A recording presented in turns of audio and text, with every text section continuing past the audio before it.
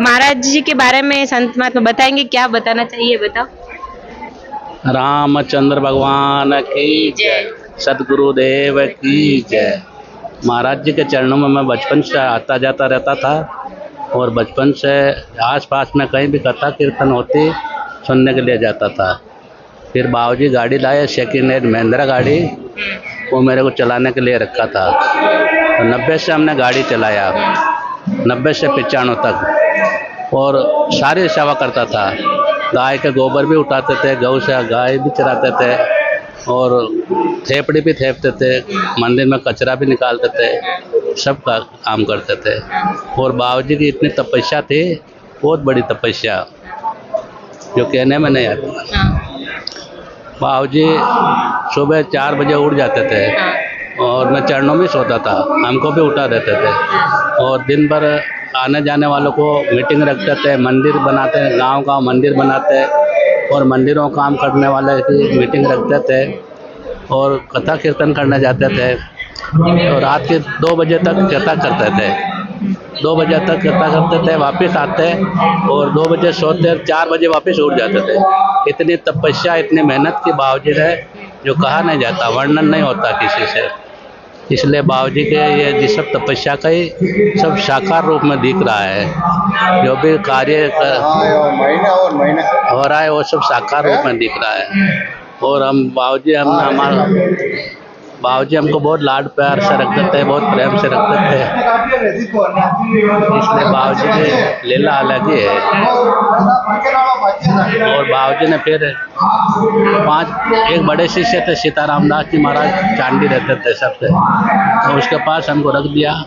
फिर वो सागर दास जी बाबूजी आ गए, वो भी संभालने लग गए काम को। सागर दास जी महाराज भी रहने लगे, सब के सब। और मथुरा दास जी महाराज थे, जीजा महाराज थे, और भी थे, सब के सब सेवा में थे। फिर अनुदास जी महाराज आए, अनुदास जी महाराज को रखा। अनुदास जी महाराज ने बहुत सेवा की बाबूजी की। और भी कई लोगों ने, सीताराम दास है, मोल्डीदास जी है, ऐसे कई भक्त है, सज्जन है, संत महात्मा है, जो बाबूजी की सेवा में रहते थे।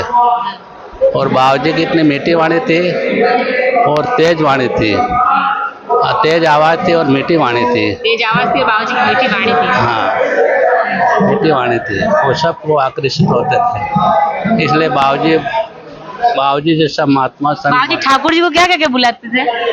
ठाकुर जी को सांवलिया श्याम। काले कुछ बोलते थे ना? हाँ, काले कुछ ऐसा बोलते थे सांवरा जी को, ठाकुर जी को। हाँ, सांवरा जी को बोलते थे,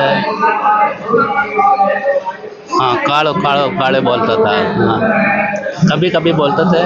और मीरा जी का भजन बहुत गाते थे वो। हाँ, एक लाइन सुना दो आप भी, कौन सा भजन गाते? मेरे को तो आता नहीं सब वो गाने में, मगर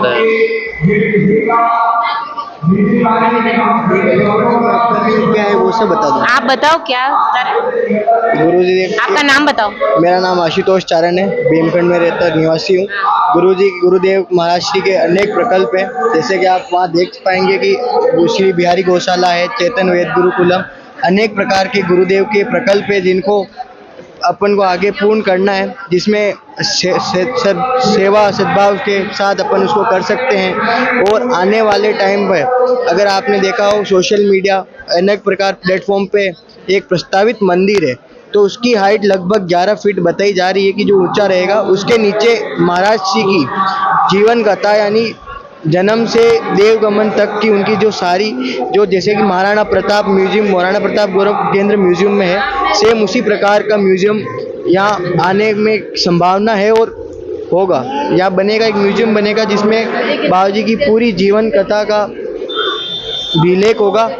और जो जैसे कि आपको थोड़ी देर पहले बताया था कि भीमखंड की माता बहनाएं यहाँ पर नववर्ष के रूप में गुरु जी का जन्मदिन मनाते थे। तो गुरुदेव का जन्म भी एकम के दिन हुआ था, और पूर्णांक उनका जो होती है नवमी, अपने जो गणित का संख्या होती है 1 से 9 ही जो होती है, जैसे गुरुदेव का पूर्णांक भी नवमी के दिन देवगमन हुआ। तो ऐसा मानना है कि गुरुदेव के जीवन में कभी कोई शून्य काम हुआ ही नहीं, और गुरुजी के इतने ही बड़े यज्ञ कार्यक्रम को ये अपनी ये खालसा मीरा मेवाड़ खालसा कुंभ में जो होते हैं, अभी पिछली बार इसी कुंभ में जैसे कि 35 लोगों की जो घटना घटी थी, उस दिन बाबूजी ने पहले ही चेतावनी दे दी कि अपने पंडाल मीरा मैया मेवाड़ खालसा से बाहर कोई भी भक्तजन ना जाए, बाबूजी का पहले ही कहना। और जैसे कि अभी देवगमन हुआ बाबूजी का, तब भी इंद्रमल जी से समय पूछा कि जैसे कि बाबूजी का हर काम ज्योतिष जी हमारे इंद्रमल जी चौधरी साहब हैं, वो बताते थे, और उनके मुंह से बस निकल गया कि बाबूजी टाइम क्या है, टाइम क्या, तो इंद्रमल जी ने बोल दिया 10 बजे चलेंगे। ये नहीं पता था कि कहाँ चलना है, क्या होगा आगे, क्या होना, किसका टाइम है। मतलब उन्होंने पहले ही अपना समय, जाने का समय बता दिया था। बाबूजी ने नहीं बताया था कि उनको कोई फिक्स नहीं, कार्यक्रम नहीं था कि जिसका समय बताए, वो सिर्फ समय 10 बजे 10:15 मुहूर्त निकल गया, एकदम से मुंह से निकल गया कि अचानक से सडनली कि 10:15 है। तो जैसे ही मानना है 10:15 बजे गुरुजी का देवगमन हुआ, और अपने श्याम ठाकुर जी की बंसी कान का कुंडल भी नीचे गिरा, ऐसा मान।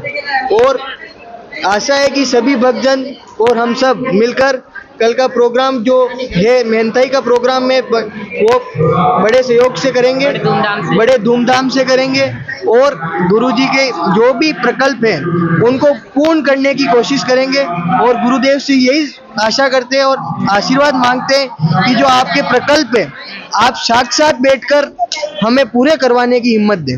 जय श्री राम। धन्यवाद। जय श्री राम।